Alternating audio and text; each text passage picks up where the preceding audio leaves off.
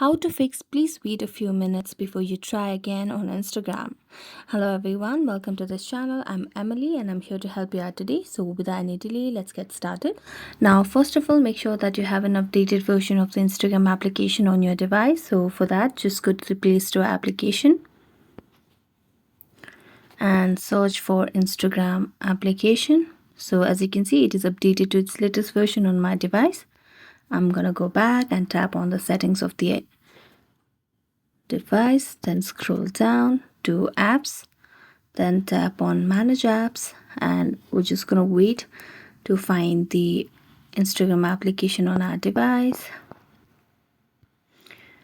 Then tap on clear data at the bottom right corner, clear cache. After that, make sure that you have app permissions and toggled all the options that are required for the application. After that, get back and you can just turn off the device and reboot and restart the device, and this might solve your issue. So thank you so much for watching this video. If you enjoyed it, don't forget to like, subscribe and hit the bell notification for more updates. That's it for today. See you next time.